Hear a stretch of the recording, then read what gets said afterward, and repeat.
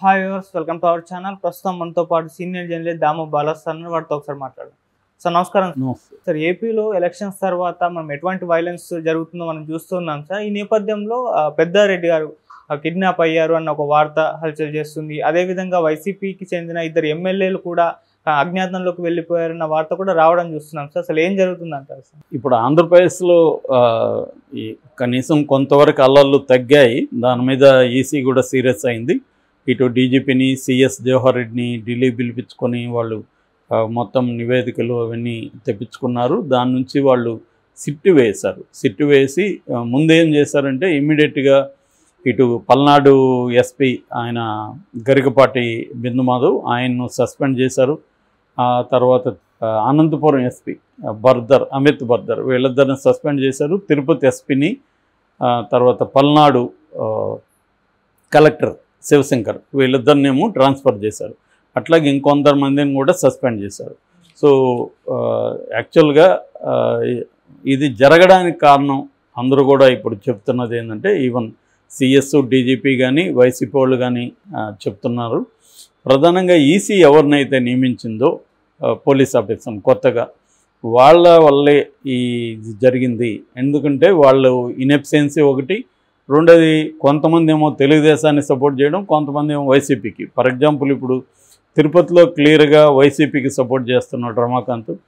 అట్లాగే ఇక్కడ పల్నాడులో కానీ అనంతపూర్లో కానీ వైసీపీ యాంటీగా తెలుగుదేశానికి. ఇక్కడేమో గరికపాటి బిందుమాధవ్ అని ఏఎస్పీగా ఉండే ఎస్పీగా వచ్చాడు పల్నాడు. అక్కడేమో అమిత్ బర్దర్, సో డిఎస్పీ కూడా. సో క్లియర్గా ఈ రెండు చోట్ల మాత్రం తెలుగుదేశానికి సపోర్ట్ చేసినట్టుగా మనకు అర్థమవుతుంది. తిరుపతిలో మాత్రం వైసీపీకి సపోర్ట్ చేసినట్టుగా అర్థమవుతుంది. సో అందుకనే ఇప్పుడు కొత్తగా ఫుటేజ్ బయట వచ్చింది. పెద్దారెడ్డి ఇంట్లోకి పోలీసులు వెళ్ళి దాడి చేసి అక్కడ బయట పడుకున్న అనుచరులందరినీ తీవ్రంగా కొట్టి పెద్దారెడ్డిని కిడ్నాప్ చేసి తీసుకెళ్లారు అనేది ఇప్పుడు ఆరోపణ. ఆ ఫుటేజ్ అయితే కనిపిస్తూ ఉంది. అందులో పోలీసులు వెళ్ళడం అవన్నీ కనిపిస్తుంది. ఆ సీసీటీవీలో కూడా ఒక కానిస్టేబుల్ కొడుతున్నాడు కర్ర తీసుకొని. అంటే క్లియర్గా వాళ్ళు సీసీటీవీ లేకుండా అక్కడ ఏం చేయడానికి వెళ్ళారు పోలీసులు. మామూలుగా పోలీసులే సీసీటీవీలను పెట్టుకోమని అందరికీ చెప్తారు. అలాంటి వాళ్ళే సీసీటీవీలను ఎందుకు కొడుతున్నారు అంటే ఎవరు చూడకుండా వాళ్ళు ఏదో యాంటీ లీగల్ కార్యక్రమం చేయడానికే కదా. సో క్లియర్గా అది అర్థమవుతుంది. సో ఇప్పుడు ఆ ఫుటేజ్ లీక్ అయింది. పెద్దారెడ్డి ఏమయ్యాడన్న భయాందోళన కూడా వాళ్ళ అనుచరులు, ఫ్యామిలీ మెంబర్స్లో నెలకొన్నాయి. పోలీసులు అరెస్ట్ చేసి ఉంటే కోర్టుకు పెట్టాలి, అదేమీ చేయలేదు, వాళ్ళ అధీనంలో ఎక్కడో పెట్టుకున్నారనేది చెప్తున్నారు. సో అదొక మేజర్గా అదొక జరుగుతుంది. ఇటువైపు ప్రభాకర్ రెడ్డికి కూడా బాష్పవాయులు, టీర్ గ్యాస్ పీల్చుకొని లంగ్స్ ప్రాబ్లం అని ఇక్కడ సికింద్రాబాద్ హాస్పిటల్లో చేర్పించారు. ఆయన అవన్నీ నయం చేసుకుని మళ్ళీ వాళ్ళు వెళ్ళిపోయారని చెప్తున్నారు. సో ప్రభాకర్ రెడ్డి వాళ్ళేమో ఇంట్లో ఉన్నారు, కేతిరెడ్డి పెద్దారెడ్డి ఏమో బయటికి వెళ్ళిపోయి వీళ్ళు పోలీసులు తీసుకెళ్లారు. వాళ్ళ అనుచరులందరినీ కొట్టి అరెస్టులు చేసి వాళ్ళని అతి దారుణంగా హింసించారనేది ప్రధానమైన ఆరోపణ. అదే రకమైన ఆరోపణ పల్నాడులో కూడా జరుగుతుంది. పల్నాడులో ఏమో గురిజాల్లో ఫర్ ఎగ్జాంపుల్ తెలుగుదేశం కేడర్నంతా తీసుకెళ్ళి చిత్రహింసలు పెట్టారు పోలీసు అని వాళ్ళు ఆరోపిస్తున్నారు. జడ్జితో కూడా చెప్పారు, మాకు విపరీతంగా కొట్టారు, నడవలేకుండా ఉన్నాము అని జడ్జితో కూడా వాళ్ళు పల్నాడు పోలీసుల మీద చెప్పారు. సో క్లియర్గా ఇప్పుడు ఏంటంటే ఒక ప్రెజర్ పోలీసుల మీద కూడా వచ్చింది. ప్రెజర్ వచ్చినప్పుడు పోలీసులు ఏం చేస్తారంటే ఆ కోపాన్నంతా ఎవరు దొరికితే వాళ్ళ మీద చూపిస్తారు. వాళ్ళని మామూలుగానే పోలీసులు అంటేనే కొడతారు, మనం నడివీధిలోనే కొడతా ఉన్నారు. ఇంకా వాళ్ళు లాకప్లో ఉంటే ఇట్లాంటి సమయంలో కొడితే కూడా వాళ్ళని ఎవరు అడగరుగా, ఎందుకంటే కరెక్ట్గా డీల్ చేయలేదనే కదా వాళ్ళని విమర్శ. కాబట్టి విపరీతంగా కొట్టడం అనేది ఇప్పుడు జరుగుతుంది. ఇక్కడ ఎవరు కూడా ఇప్పుడు తెలుగుదేశం తన వాళ్ళని కొట్టినప్పుడు మాత్రమే మీడియా కానీ తెలుగుదేశం మాట్లాడుతుంది, వైసీపీ వాళ్ళని కొడితే వీళ్ళు మాట్లాడరు, వీళ్ళని కొట్టినప్పుడు వైసీపీ మాట్లాడదు. సో ఇలాగా విడిపోయినప్పుడు అందుకనే ఇట్లాంటి చోట్ల పౌరకుల సంఘాలు లాంటివి ఉండాలి. ఒకప్పుడు బాగా యాక్టివ్గా పనిచేసినప్పుడు వాళ్ళు ఎవరిని కొడుతున్నా కూడా పోలీస్ వైలెన్స్కి యాంటీగా పౌరకుల సంఘం నోరు తెరిచేది. ఇవాళ అది లేనప్పుడు ఏమవుతుంది, వీళ్ళని కొడితే వాళ్ళు అనరు, వాళ్ళని కొడితే వీళ్ళు అనరు. సో ఇలాగా అయిపోయింది అనమాట. సో ఈ కాంటెక్స్ట్లో పిన్నెల్లి బ్రదర్స్ అజ్ఞాతంలోకి వెళ్ళారన్న వార్త నిన్న మొన్నంతా వైరల్ అయింది. మాచర్ల ఎమ్మెల్యే పిన్నెల్లి రామకృష్ణారెడ్డి వాళ్ళ తమ్ముడు వెంకటరామరెడ్డి ఇద్దరు గోడ దూకి పారిపోయారు. యాక్చువల్గా వాళ్ళిద్దరు కూడా హౌస్ అరెస్ట్లో ఉన్నారు. వాళ్ళిద్దరిని హౌస్ అరెస్ట్ చేశారు. అయితే వాళ్ళు మధ్యలో అర్ధరాత్రి తర్వాత అంటే ఈ పోలీస్ ఆఫీసర్ని సస్పెండ్ చేశారు అని తెలిసిన తర్వాత తమను కూడా అరెస్ట్ చేస్తారేమో, సిట్ వేశారు కాబట్టి అని చెప్పి వాళ్ళు పారిపోయారని ఒక పుకారు వచ్చింది.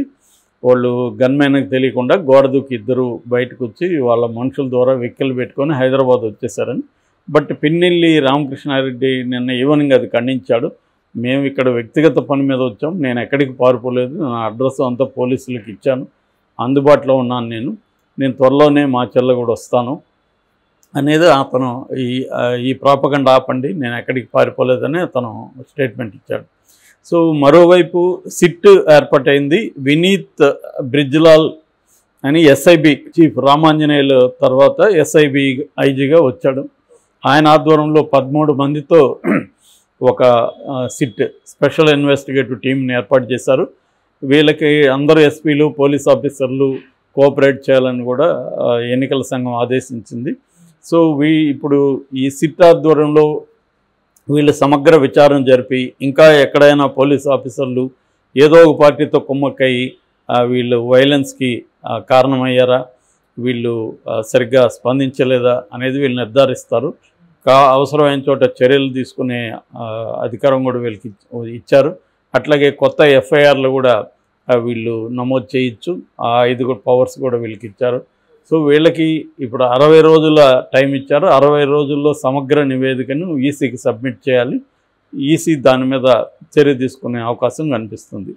సో ఒక రకంగా ఏంటంటే ఈసీదే ప్రధాన బాధ్యత అని అన్ని పార్టీలు, తెలుగుదేశంలో గట్టిగా ఈసీ మీద ఆరోపించట్లేదు. ఎందుకంటే ప్రధానంగా ఈసీ తెలుగుదేశానికి అనుకూలంగానే పనిచేసింది.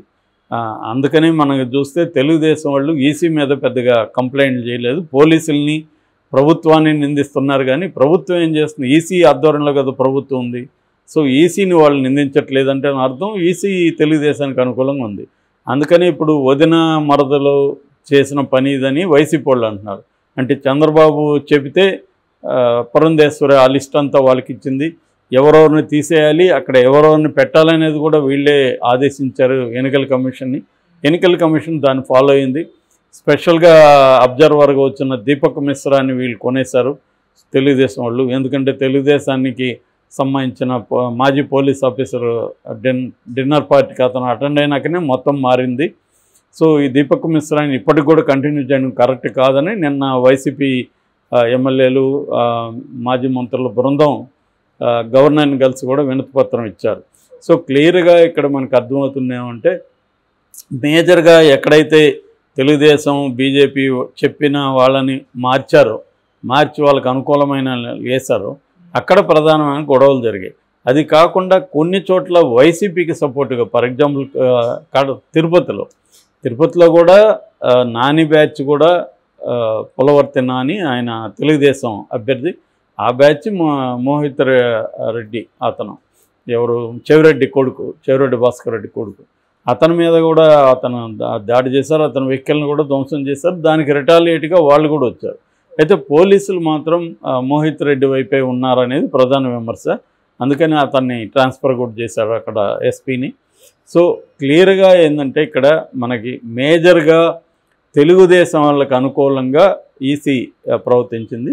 మనకు తెలుసు చంద్రబాబు పొత్తు పెట్టుకోవడమే బీజేపీతో 2 కారణాలు. ఒకటి పోల్ మేనేజ్మెంట్, ఈసీ తన కంట్రోల్లోకి వస్తుంది అనేది ఫస్ట్ కారణం. రెండో కారణం రేపొద్దున పొరపాటున జగన్ అధికారంలోకి వస్తే తను జైలుకు పోకుండా ఉండాలంటే మనకి సెంట్రల్లో అధికారంలో ఉండబోయే బీజేపీతో పొత్తు ఉండాలనేది రెండో కారణం.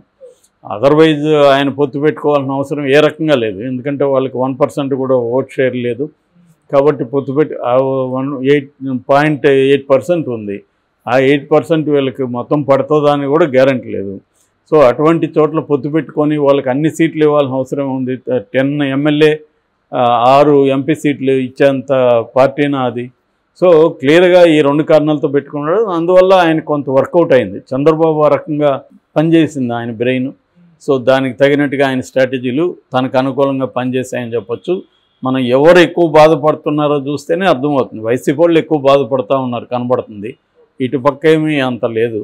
సో దాన్ని ఇటుపక్క ఇప్పటికి కూడా చంద్రబాబే ఆదేశిస్తూ ఉన్నాడు, ఎలా పనిచేయాలి ఈసీ, ఎలా గవర్నర్ పనిచేయాలని చంద్రబాబే కమాండ్ చేస్తున్నాడు. దాన్ని బట్టి వైసీపీ వాళ్ళు ఎక్కువ బాధితులుగా మనకు కనబడుతుంది. Okay, thank you so much.